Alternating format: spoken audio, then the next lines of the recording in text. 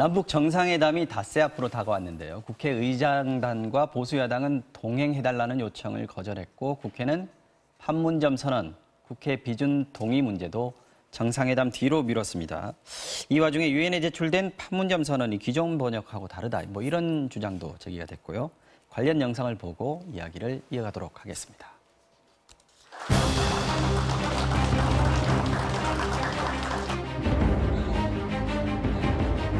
3차 정상회담이 끝난 이후에 그 결과를 보면서 우리가 더 논의해 나가기로 했습니다.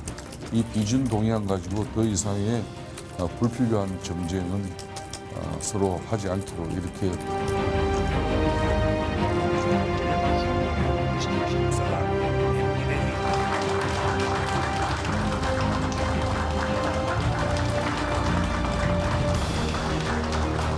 남북만이 할 수 있는 사안은 아니고요.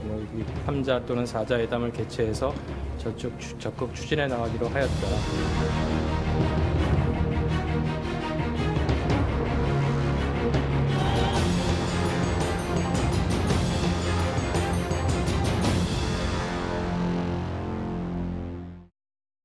자, 먼저 박 의원님. 네. 이제 당장 다음 주입니다. 정부가 남북 정상회담 성공적 개최를 위해서 국회 동행을 요청했는데 국회의장단하고 야당 지도부는 거절을 했습니다.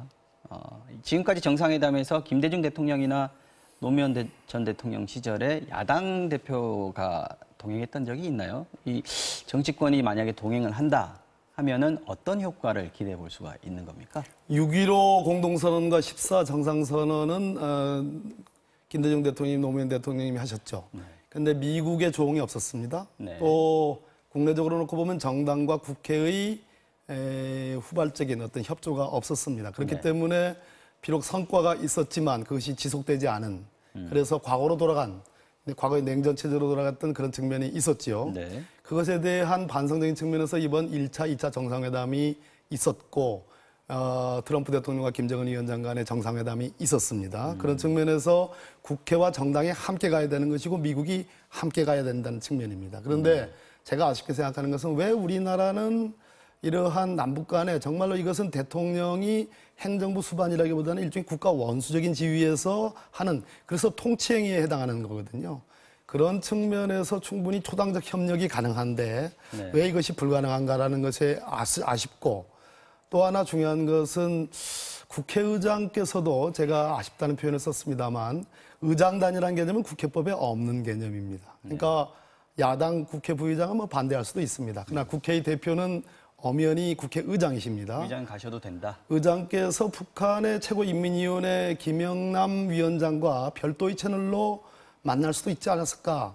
의장단이라는 좀 생소한 개념을 통해서 이것이 무산이 된 것은 다소 아쉽게 생각합니다. 네. 김 의원님 이미 야당 입장에서는 방북 초청 거절을 했으니까 더 이상 재론할 필요가 없을 것도 같습니다만은 정부가 계속 거듭 요청을 하고 있어요. 야당에서 입장 바꿀 일은 아예 없는 거죠? 바꿀 수가 없는 것이 이거는 지금 과정이 중요한 겁니다. 사실 남북 정상회담이 지금 북핵 폐기를 위해서 이루어지고 있는데 어떻게 시작돼서 어떤 과정을 통해서 어떤 내용을 준비하고 있는지 아무것도 모릅니다. 그런데 막대한 비용을 남북 경협에 북한에 이제 쏟아붓겠다고 하는데 그냥 야당 대표나 국회의장단이 들러리만 그냥 가서 서야 되는 건지 무슨 조율 과정이 없지 않습니까? 그런데 갑자기 동행을 요청하는 것은 정치적으로 좀 찔러보게 하는 것 같고 네. 그 과정도 잘못됐습니다. 임종석 실장이 그냥 TV에 먼저 나와서 초청을 했습니다. 그건 초청이 아니죠. 좀 협박입니다.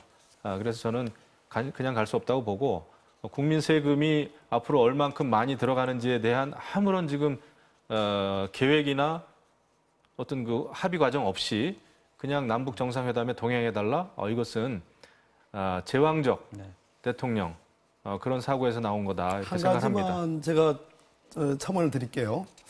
저는 그 판문점 선언의 비준 동의는 포괄적 동의라고 저는 보고 그거 말고 구체적으로 이제 자유한국당 입장에서는 퍼주기라고 하지만 제가 보기에는 일종의 미래적인 남북관계의 경협을 위한 투자라고 봅니다.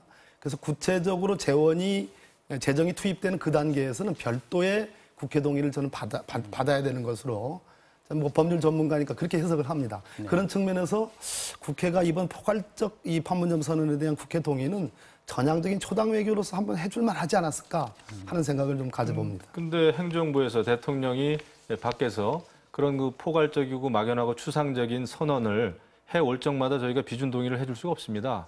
그거는 국회에 대한 입법권의 침해고요.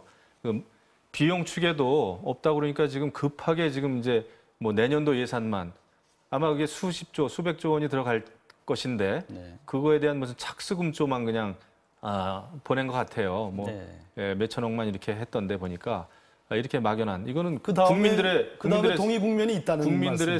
세금이 들어가는 일 아니겠습니까? 따져보시고. 이것을 어쨌든 국회 요 도장부터 부분은- 찍어라 하면은 못 네, 찍죠. 알겠습니다. 비준 동의안 문제는 어쨌든 국회에서는 3차 남북 정상회담 끝나고 논의하자 이렇게 합의가 됐어요. 아직 그러니까 또 가능성이 다시 남아 얘기가 또 있으니까. 나오겠죠. 네. 예, 지금 이제 세게는 안 조금 하는 게 좋을 것 같아요. 그때 한번 다시 한번 얘기를 잠시 나누죠. 후에 2시 반에 지금 네네네. 김동연 부총리 부동산 대책 관련해서 8번째 발표가 있지 않습니까? 요거 때문에 시간 좀 줄여야 될 것 같습니다. 네. 오늘 정치 와우 정령은 여기까지 하겠습니다. 두 분 고맙습니다. 네, 고맙습니다. 감사합니다.